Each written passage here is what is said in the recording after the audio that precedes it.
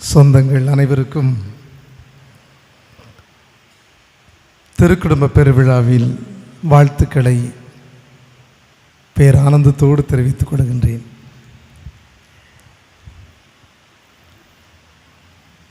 Bench மட்டும் முன்னேறக்கூடாது, நாம் அனைவருமே முன்னேற வேண்டும்.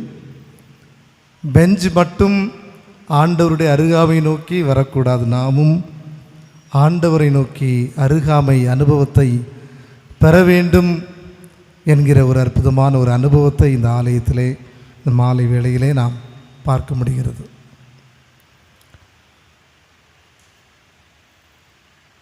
மூன்று திருப்பாடல்கள் நாம் தியானித்தோம். பாடல்களை கேட்டீர்கள், ஆனால் அது மூன்று திருப்பாடல்கள், அதுவும் இங்கே முன்னுரையாக வாசிக்கப்பட்டது. யாருக்காவது சொல்ல தெரியுமா இந்த மூன்று திருப்பாடல்கள்? முதல் திருப்பாடல்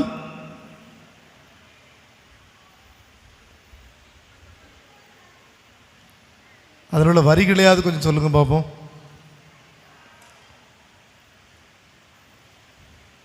ஒரு ஆள் எழுப்பி நிற்கிது, உட்காருங்கம்மா, பெஞ்சு போட்டாச்சு. சரி சரி, மகிழ்ச்சி. ரொம்ப ஆர்வமாக இருப்பீங்க, எனக்கு தெரியும். மக்கள் எல்லாம் விவிலிய வினாடி வினாவிலெல்லாம் ரொம்ப ஆர்வமாக இருப்பீர்கள். விவிலிய கண்காட்சிக்கு நான் வந்த பொழுது என்னிடம் ஒரு கேள்வி கேட்கப்பட்டது, நான் தோற்று போனேன், ப்ரைஸ் கிடைக்கல, அப்படியே ஓடி போயிட்டேன். மிக எல்லாருமே நீங்கள் விவிலியத்தில் வித்தகர்கள், ஆர்வமாய் ஆண்டவருடைய வார்த்தையை கேட்கிறவர்கள். இந்த மாலை நேரம் என்பது ஆண்டவருடைய அருகாமை அனுபவத்தை நாம் விழா காலத்தில் இறைவன் தந்த ஒரு வாய்ப்பாக கருதுகிற ஒரு அருமையான நேரம். முதலாவது நமக்கு திருப்பாடல் 139 அதை நாம் தியானித்தோம். முழுமையாய் நம்மை காக்கிற கடவுளை நாம் தியானித்தோம்.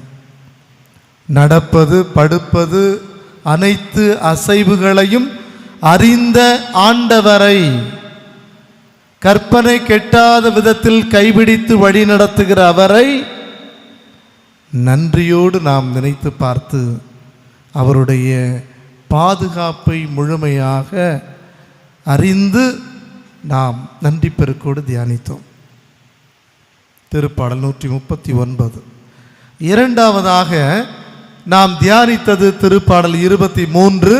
நம் அனைவருக்கும் தெரிந்தது போல, ஆண்டவர் என் நாயன், எனக்கு என்ன குறை? பசும்புல் வெளி மீது என்னை அவர் அழைத்து செல்லக்கூடிய தெய்வம், செழிப்பான நிலத்தில் என்னை நடத்தக்கூடிய தெய்வத்தை நன்றி உணர்வோடு நாம் நினைத்து பார்த்தோம். இணைச்சட்டம் 8ஆம் அதிகாரத்தில் அதைத்தான் நாம் பார்க்கின்றோம். உங்களிடம் உள்ள பொன் வெள்ளி பெருகுகிற பொழுதும், ஆடுகள் மாடுகள் பெருகுகிற பொழுதும், உங்களிடம் உள்ளவையெல்லாம் பெருகும் பொழுதும் ஆண்டவரை நன்றியோடு நாம் நினைத்து பார்க்க கடமைப்பட்டிருக்கிறோம். எனவே அந்த திருப்பாடல் 23 வழியாக ஆண்டவர் ஆயனாக இருக்கிறார், நமக்கு என்ன குறை இருக்கிறது, மிக அற்புதமாய் நம்மை காத்து வழி நடத்துகிறார் என்பதை நாம் தியானித்தோம். மூன்றாவது திருப்பாடல் மிக அருமையாக பாடப்பட்டது. திருப்பாடல் எல்லாருக்கும் தெரிந்த திருப்பாடல் 91. போகிற வருகிற வழிகளிலெல்லாம் நம்மை காப்பதற்கு அவர் தூதர்களை அவர் அனுப்புகிறார். அவர் நமக்கு புகலிடமாக இருக்கிறார், கோட்டை அரணாக இருக்கிறார். இதை நாம் தியானித்தோம்.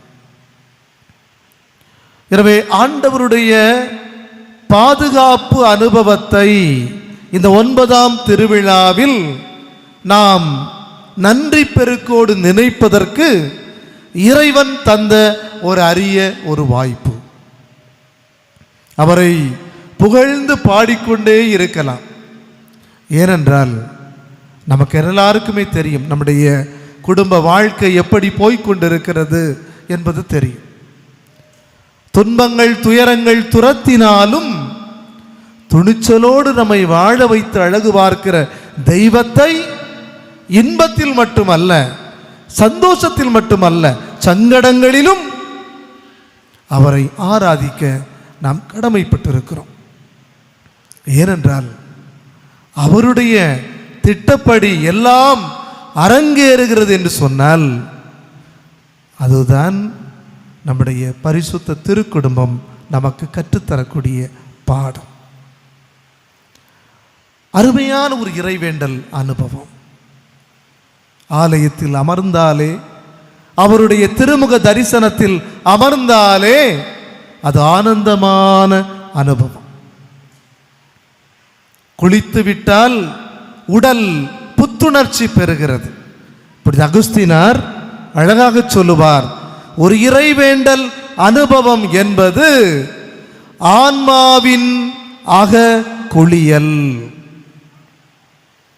ஒரு ஆன்மா தன்னையே குளிப்பாட்டி கொள்ளக்கூடிய அற்புதமான ஒரு அனுபவம் தான் இறை வேண்டல் அனுபவம். எனவே நாம் கடவுளை புகழ்ந்து பாடும் பொழுது ஆன்மா தன்னுடைய அகக்குளியலை நடத்தி கொண்டே இருக்கிறது. அது ஆன்மா புத்துணர்ச்சி பெறுகிறது. காரணம், ஆண்டவருடைய தரிசனத்தில் அவரை புகழ்ந்து நாம் ஆராதித்துக் கொண்டிருக்கிறோம். அவரை புகழ்வது என்பது ஆனந்தமான ஒரு அனுபவம். அன்பான சொந்தங்களே, இல்லங்கள் சந்திக்க வரும் பொழுதெல்லாம் உங்கள் வாயிலிருந்து வரக்கூடிய வார்த்தைகள், பரிசுத்த திருக்குடும்பம் எங்களை பார்த்து கொள்ளும்.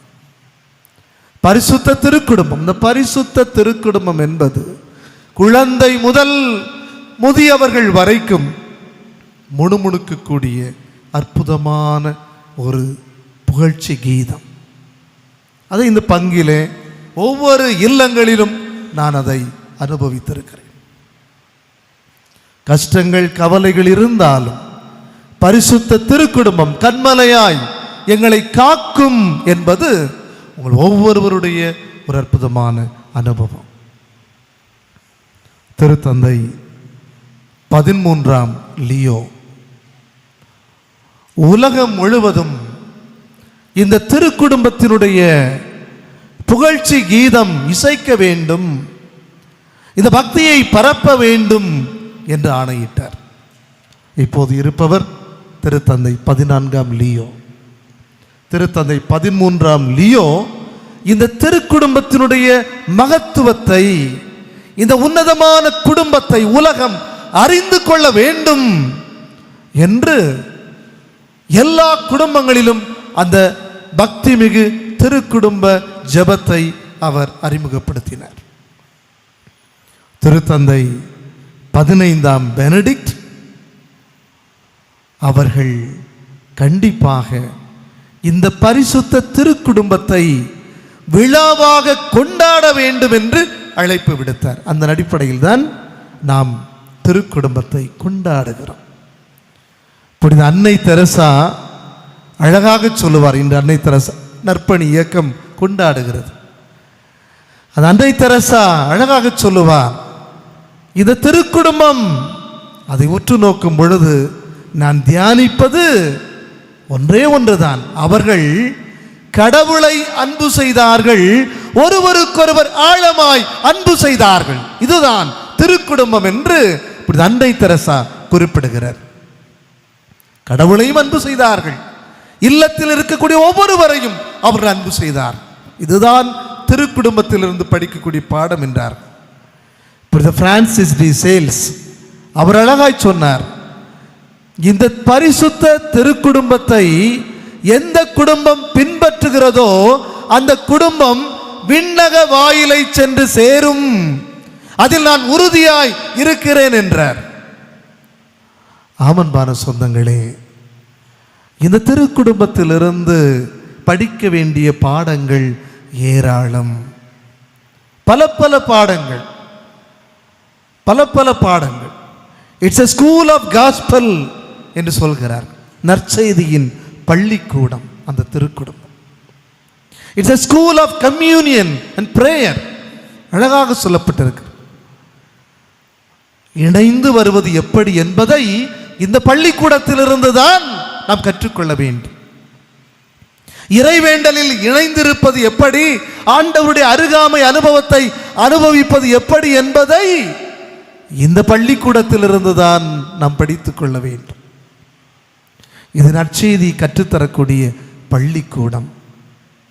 திருக்குடும்பம் என்பது வெறுமனே சாதாரண 3 மனிதர்கள் அல்லது புனிதர்கள் அல்லது தெய்வம் வாழ்ந்த இடமல்ல. மாறாக இந்த உலகத்தில் உள்ள எல்லா மக்களுமே வாழலாம். ஒரு எளிமையான ஒரு கூலி தொழில் செய்கின்ற ஒரு குடும்பமும் இந்த திருக்குடும்பத்தை பின்பற்றலாம் என்பதற்கு அருமையான ஒரு பள்ளிக்கூடமாக திரு அவை இந்த திருக்குடும்பத்தை நமக்கு தந்திருக்கிறது. இன்றைய நாளிலே எதிர்நோக்கு திருக்குடும்பத்தின் முன்மாதிரி என்கிற ஒரு சிந்தனையை நாம் எடுத்திருக்கிறோம். பல பல பாடங்களை இந்த திருக்குடும்பம் நமக்கு கற்றுத்தருகிறது. அதிலே மிக முக்கியமான பாடம், இயேசு பிறந்த இந்த 2025ஆம் ஆண்டை கொண்டாடுகிற வேளையில் அவர்களுடைய எதிர்நோக்கு எப்படி இருந்தது என்பதை சிந்திக்கத்தான் இந்த 9ஆம் திருநாள். கண்டிப்பாக முதல் நாளிலே நம்முடைய ஆயர் அவர்கள் எதிர்நோக்கு ஏமாற்றம் தராது என்கிற திருத்தந்தை பிரான்சிஸ் அவருடைய ஏட்டை கண்டிப்பாக உங்களுக்கு சொல்லி தந்திருப்பார்.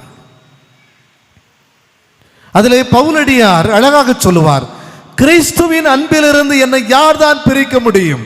சாவா, இடரா, நெருக்கடியா, பட்டினியா, ஆடையின்மையா? எதுவுமே என்னை பிரிக்க முடியாது. ஆக துன்பங்கள் துயரங்கள் துரத்தினாலும் எதிர்நோக்கி இருப்பது கண்டிப்பாக சாத்தியம், கிடைக்கும் என்கிற நம்பிக்கை தான். அதைத்தான் சூசை தந்தை, அன்னை மரியா, இயேசு திருக்குடும்பமாக நமக்கு கற்றுத்தருகிறார்கள். சிந்தித்து பாருங்கள் அன்பான சொந்தங்களே. எந்த நேரத்தில் நாம் இறைவேண்டல் செய்ய ஆலயம் வந்தாலும் அல்லது வீட்டிலே இருந்து அமைதியாக நாம் இறைவேண்டல் செய்தால், நம்முடைய எண்ண கிடக்கைகளை எல்லாம் வெளிப்படுத்தினாலும், கடைசியாக சொந்தங்களே ஒரு வரியை சொல்ல மறக்கவே கூடாது. அது என்ன வரி? ஆண்டவரே, எல்லாவற்றையும் உமக்கு நான் சொல்லிவிட்டேன், ஆனாலும் எங்கள் விருப்பப்படி அல்ல, உம் விருப்பப்படி ஆகட்டும். எங்கள் சித்தப்படி அல்ல, உம் சித்தப்படி நடக்கட்டும் என்று நாம் சரணாகதியாய் விழுந்து விட்டோம் என்று சொன்னால் அதுதான் எதிர்நோக்கு. கடவுளே நீர் பார்த்து கொள்ளும், அதுதான் எதிர்நோக்கு. அன்னை அவளுக்கு கபிரியேல் தூதர் நல்ல செய்தியை கொண்டு வருகிறார். ஒரு மகனை நீ பெற்றெடுப்பாய் என்று சொல்லும் பொழுது அந்த தாய் கொஞ்சம் தடுமாற்றம் அடைந்தாலும் அப்படியே ஆகட்டும், உம் திருவுளப்படி நடக்கட்டும் என்று சொன்ன அந்த அன்னை எதிர்நோக்குக்கு ஒரு முன்மாதிரி. கடவுளே நீங்கள் என்ன நினைத்திருக்கிறீர்கள் அது நடக்கட்டும். யோசுவா புத்தகத்தில் 24ஆம் அதிகாரத்தில் 15வது இறை வார்த்தையில் வாசிக்கிறோம் அல்லவா, எல்லாரும் பல பல தெய்வங்களை வழிபட்டார்கள், ஆனால் நானும் என் வீட்டாரும் ஆண்டவருக்கே ஊழியம் புரிவோம், ஆண்டவருக்கே ஊழியம் புரிவோம். தாவீது சொல்வதை போல மனிதர்கள் மீது நம்பிக்கை வைப்பதை விட ஆண்டவரிடம் தஞ்சம் புகுவது நலமாகும். இதுதான் அந்த எதிர்நோக்கு. கணவனை அறியாமல் ஒரு குழந்தை பேறு என்றால் சிந்தித்து பாருங்கள், இன்று என்ன நடக்கும் அதுதான் அப்பொழுதும் நடந்திருக்கும். ஆனால் துணிச்சலோடு கடவுள் மீது பாரத்தை போட்டுவிட்டு ஒரு வியாகுல தாயாக சிந்தித்து பாருங்கள், எல்லாம் உம் திருவிழப்படி ஆகட்டும் என்று சொல்லி சரணாகதியாய் விழுந்து கிடந்த அந்த தாய் தான் எதிர்நோக்கின் முன்மா. என்ன நடக்கும் என்று தெரியாது. இம்மானுவேல் என்றார்கள், கடவுள் நம்மோடு என்றார்கள். ஆனால் குழந்தையை தூக்கி கொண்டு எகிப்துக்கு ஓடு, இரவோடு இரவாக. சிந்தித்து பாருங்கள். சூசை தந்தை ஆண்டவருக்கு அடிபணிகிறார். குழந்தை, இந்த குழந்தையினுடைய பெயர் என்ன? இம்மானுவேல், கடவுள் நம்மோடு. கடவுள் நம்மோடு இருக்க ஒரு சாதாரண மனிதன் ஏரோதுக்கு பயந்து ஓடுகிறார் என்று சொன்னால் கடவுளுடைய திருவிழா. சிந்தித்து பாருங்கள். என்ன கேலி செய்திருப்பார்கள், என்ன கிண்டல் அடித்திருப்பார்கள். மெசியா என்றீர்களே, இயேசு என்றீர்களே, அவரையா கூட்டிக் கொண்டு ஓடுகிறீர்கள்? பகலில் அல்ல, இரவில். ஒரு ஏரோதுக்கு பயந்து, ஒரு சாதாரண ஒரு மனிதனுக்கு பயந்து, ஒரு படைப்புக்கு பயந்து ஒரு படைத்தவன் ஓடுகிறான். சிந்தித்து பாருங்கள் அன்பான சொந்தங்களே. இது என்ன ஒரு குழந்தை! இந்த குழந்தையால் எவ்வளவு ஒரு இடையூறு, நெருக்கடி, பிரச்சனைக்கு மேல் பிரச்சனை, நிம்மதியான வாழ்க்கை இல்லை என்று சூசை தந்தையும் நினைத்திருக்கலாம், அன்னை மரியாவும் நினைத்திருக்கலாம். இரவோடு இரவாக. இதுதான் கடவுளுடைய திருவிழம். அன்பான சொந்தங்கள், இதைத்தான் நான் சொன்னேன். எங்கள் விருப்பப்படி அல்ல, உங்கள் விருப்பப்படி அமையும். கதற கதற அந்த கல்வாரி மலையிலே அவர் கத்தி அழக்கூடிய காட்சி, எந்த அளவுக்கு அந்த தாய் வேதனைப்பட்டு இருப்பாள். ஒரு சாதாரண ஒரு பிள்ளையை ஒரு தாய் கண் முன்னால் அடிக்க முடியுமா? முடியாது. ஆனால் சாட்டை அடிகளும் ஆணிகளும் ஈட்டியும் முள்முடியும் காரி துப்பல்களும் ஒரு தாயின் முன்னால் அரங்கேறின என்றால், அன்பான சொந்தங்களே, கடவுள் மீது வைத்திருக்கக்கூடிய ஆழமான அந்த நம்பிக்கை தான், அதுதான் இந்த திருக்குடும்பத்தினுடைய நம்பிக்கை. தந்தையே, கூடுமானால் இந்த துன்பக்கலம் என்னை விட்டு நீங்கட்டும் என்று கெத்சமனை தோட்டத்தில் இரத்த வியர்வை, சாதாரண வியர்வை அல்ல, இரத்தத்தில் வியர்வை. அப்படி என்றால் இந்த உடம்பிலிருந்து, தலையிலிருந்து வழிந்தோடுகிற இரத்தம் உடல் முழுவதும் அவர் சிலுவைக்கு போவதற்கு முன்னதாகவே இரத்த வியர்வை என்றால் எவ்வளவு அளவுக்கு அவர் பயந்திருக்கிறார் பாரு. அஞ்சாதே, நான் அருகில் இருக்கிறேன் என்று சொன்னவர், கலங்காதே உன்னை காப்பாற்றுவேன் என்று சொன்னவர், திகையாதே உன்னை தேற்றுவேன் என்று சொன்னவர். தியானித்து பாருங்கள் அன்பான சொந்தங்களே. எதிர்நோக்கு, என் தந்தையிடம் நான் செல்ல வேண்டும், என் தந்தையிடம் நான் செல்ல வேண்டும். ஆனாலும் தந்தையே, என் விருப்பப்படி அல்ல, அது உன் விருப்பப்படி ஆகட்டும் என்று கையளித்த ஒரு அற்புதமான ஆளுமைகளைத்தான் இன்று எதிர்நோக்கு திருக்குடும்பத்தின் முன்மாதிரி என்று சிந்திக்கின்றோம். கடவுளே, உன் விருப்பப்படி எல்லாமே ஆகட்டும். யோபு சொல்வார் அல்லவா, கடவுள் தந்தார், கடவுள் எடுத்துக்கொண்டார். நீ நிர்வாணமாய் புண்களாய் உன்னுடைய உடலெல்லாம் மாறி போனதே, நீ கடவுளை பழித்து விட்டு சபித்து விட்டு செத்து போய்விடு என்று சொன்ன யோபுவுடைய மனைவிக்கு நன்மையை பெறுகின்ற நாம் தீமையை அவரிடமிருந்து பெற்றுக்கொள்ள கூடாதா என்று ஒரு கேள்வியை கேட்கிறார் யோபு. அதுதான் எதிர்நோக்கு. நாம் நினைப்பதெல்லாம் நடந்துவிட வேண்டும் என்றால் அது எதிர்நோக்கு அல்ல.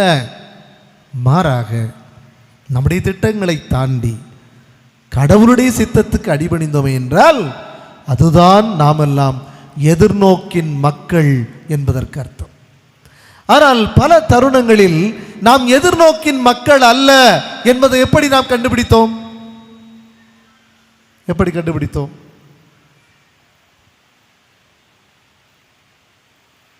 சொல்லுங்க. ஆடி மாதத்தில் எத்தனை பேர் திருமணம் நடத்துகிறீர்கள்? கை தூக்குங்க பார்ப்போம். ஆடி மாதம் ஆடி ஆடி போத்திஸ் எல்லாம் போவீங்க இல்லையா? ஆடி மாதம் எத்தனை பேர் கல்யாணம்? யாருமே இந்த கோயில் எப்போவுமே பூட்டி தான் கிடக்கும். அதற்கு அர்த்தம் என்ன? எதிர்நோக்கின் திருப்பயணிகள் அல்ல. எதிர்நோக்கின் திருப்பயணிகள் அல்ல. கடவுளை நம்பினா எதுக்கு நீ ஆடி மாதமா கடவுளா? யார் பெருசு? யார் பெருசு? அப்போ நல்லா 10 நாள் நல்லா கொண்டாட்டம், ஹோலி. நேற்று ஒரு பேர் படித்தேன், என்னது இளைஞர்கள் நல்லா அழகாக கொண்டாடி இருக்கிறாங்க. ஆனால் பேர் ஹோலி மோலி. என்ன ஹோலி மோலி? ஹோலி பாய்ஸ் வேணா வச்சுருக்கலாம். கடைசியில் 10 நாள் திருவிழா கொண்டாடி ஹோலி மோலி. அந்த மோலி யாருன்னு தெரில. ஹோலி மோலி 2025. அது மிஸ்டேக்காக போட்டாங்களா அல்லது தெரியல. ஹோலி மோலி. ஆனாலும் இளைஞர் இயக்கம் நல்லா நடத்துவாங்க, எனக்கு நல்லாவே தெரியும். எல்லா வருடங்களும் மிகச்சிறப்பான திறமைகளை வெளிப்படுத்தக்கூடியவர்கள். ஆனால் இந்த மோலி என்பதற்கு எனக்கு அர்த்தம் தெரியவில்லை. அப்படின்னா ஹோலிங்கிற வார்த்தையை ஏன் பயன்படுத்தி இருக்கணுங்கிறது தான் என்னுடைய கேள்வி. ஹோலி, ஹோலினா புனிதம். அப்போ ஹோலி பாய்ஸ்ன்னு வச்சுருந்தா நம்ம சந்தோஷப்பட்டிருப்பேன். ஹோலி மோலி, இது என்ன ஹோலி மோலி? மோலியெல்லாம் எங்கேருந்து வந்தாங்க? அப்போ இந்த ஹோலி மோலியெல்லாம் பார்க்கும்போது தான் இந்த எதிர்நோக்கெல்லாம் கேள்விக்குறியாகுது. அப்போ ஆடி மாதத்தில் நாங்கள் கல்யாணம் வைக்க மாட்டோம். ஒன்று. ரெண்டாவது, கல்யாண பூசைங்கிறது 4 பூசை ஒரு கோயில், 4 பூசை. அப்போ நான் நினைப்பேன், கடவுளே இதை ஏன் அடுத்த நாள் வைக்கக்கூடாது, நாள் கழித்து வைக்கக்கூடாது, அந்த நாளில் தான் வைக்கணுமா? அங்குதான் நீங்கள் எதிர்நோக்கின் மக்கள் அல்ல என்பது தெளிவாகிறது. புரிஞ்சுதுங்களா? நாங்கள் பரிசுத்த திருக்குடும்பத்தை முன்மாதிரியாக வச்சுருப்போம். ஆனால் நாங்கள் வித்தியாசமாக நடப்போம்னா எதிர்நோக்கு ஏமாற்றம் தரும். அவ்வளோதான். சொந்தங்களே, நம்முடைய ஒவ்வொரு நொடி பொழுது வாழ்க்கை கஷ்டங்கள் கவலைகள் வந்தாலும் கம்பீரமாக திருக்குடும்பத்தை போல நடந்தால் தான் நாம் எல்லாம் எதிர்நோக்கின் மக்கள். பார்த்தீங்களா? ஒரு குழந்தையை கையில் தூக்கிட்டு இரவோடு இரவாக எகிப்துக்கு ஓடுகிறார்கள் என்று சொன்னால் அதுதாங்க ஆண்டவர் கண்டிப்பாக ஒரு வெளிச்சத்தை வச்சிருப்பார். இப்போதைக்கு எனக்கு கஷ்டம், இப்போதைக்கு எனக்கு சங்கடம், கேவலம், அவமானம், ஆனாலும் ஆச்சரியங்களை ஒரு நாள் கொண்டு வருவார். நானும் என் வீட்டாரும் ஆண்டவருக்கே ஊழியம் புரிவோம் என்று யோசுவா சொன்னது போல நாம் எல்லாரும் சொல்ல முன் வந்தால் அதுதான் உண்மையான எதிர்நோக்கு. அன்பான சொந்தங்களே, எப்பொழுதும் இறைவேண்டல் செய்ய முன் வந்தாலும், ஆண்டவரே எங்கள் சித்தப்படி அல்ல உம் சித்தப்படியே ஆகட்டும். நம்மளே கேட்குறது, எல்லா ஆபரணங்களையும் கேட்குறது, எல்லா பணத்தையும் கேட்டுக்கிட்டு கடைசியில் நான் அடிக்கடி சொல்வது போல இந்த காரியம் கர்த்தரால் வந்தது. இந்த கொட்டேஷன் தான் எனக்கு கோபமாக வரும். எல்லா திட்டத்தையும் நம்ம போட்டுக்கிட்டு இந்த காரியம் கர்த்தரால் வந்தது. 9:30 மணி முதல் 10:30க்குள், அதுக்கு பிறகு அவுட் ஆஃப் ஸ்டேஷன். கடவுள் அடிக்கடி நான் சொல்கிறது. இதெல்லாம் என்ன காரணம்? நாம் எல்லாம் எதிர்நோக்கின் மக்கள் அல்ல. எனவே தான் அருமையான ஒரு சிந்தனை. அன்பான சொந்தங்களே, சந்தோஷம் மட்டும் இல்லை, யோபு சொல்வதை போல நன்மையை மட்டுமா தீமையை நாம் பெற்றுக்கொள்வோம். கண்டிப்பாக இந்த கடவுள் உயர்த்துவார். நாமெல்லாம் எதிர்நோக்கு ஒருபோதும் ஏமாற்றம் தராது என்கிற அசாத்திய நம்பிக்கையில் வாழ்ந்தவை என்றால் நாம் எல்லாம் பரிசுத்த திருக்குடும்பத்தினுடைய உண்மையான குடும்பங்களாக வாழலாம் என்கிற சிந்தனையோடு மாண்புமிக்க இந்த வழிபாட்டில் அர்த்தத்தோடு பங்கெடுப்போம்.